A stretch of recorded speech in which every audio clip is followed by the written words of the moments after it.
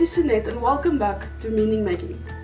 Now last week we spoke about the prolonged effect of high levels of stress and anxiety in our lives over a prolonged period of time.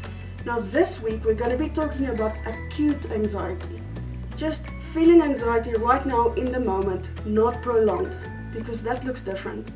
We're also going to look at what does a panic attack look like and feel like, because that in itself is also different than acute anxiety or prolonged anxiety. So first let's look at acute anxiety in the moment. What are the symptoms? Firstly, you have cardiovascular symptoms like heart palpitations and chest pain.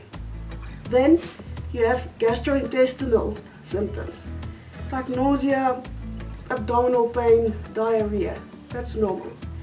Then you have neurological symptoms like headaches, dizziness, memory loss, in terms of walking into a room and just not being sure, why did I come to this room? I was supposed to fetch something, what was that? Or driving to the shop and just realizing I don't know where I'm driving right now, or I can't remember what I was supposed to buy.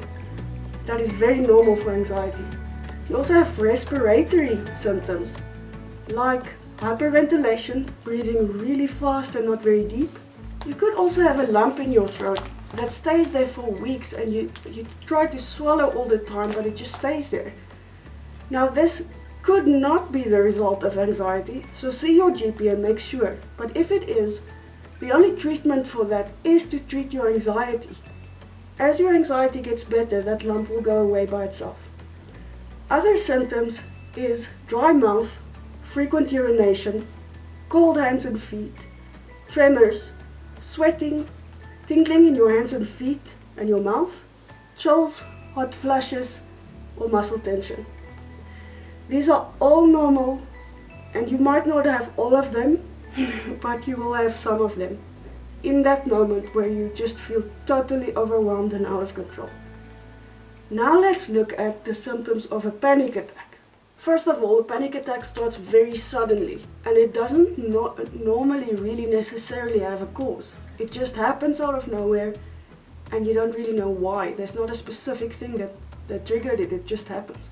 It happens very suddenly, and it often goes with a fear of death or a fear of losing control, feeling like you're totally losing control. There's a stabbing pain in the middle of your chest, and it lasts for up to 20 to 30 minutes and then it gets better. You have a racing heart, shortness of breath, sweating, shaking, and a tingling in your hands. Now, what does that sound like? That sounds like a heart attack, right? It feels just like a heart attack.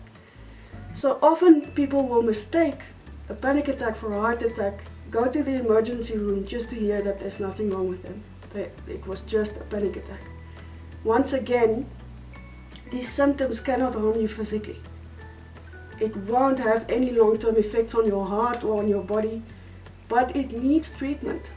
Now, in our next two videos, we're gonna make short clips about tips that you can use to ease that fear and anxiety and panic for panic attacks, acute anxiety, and prolonged stress. This will also help with triggers if you have post-traumatic triggers. All of those things stem from the same thing, namely fear, anxiety. So they in many ways they overlap a bit with what you can do about them. So the next two videos is going to be all about what can I do about this. So stay tuned.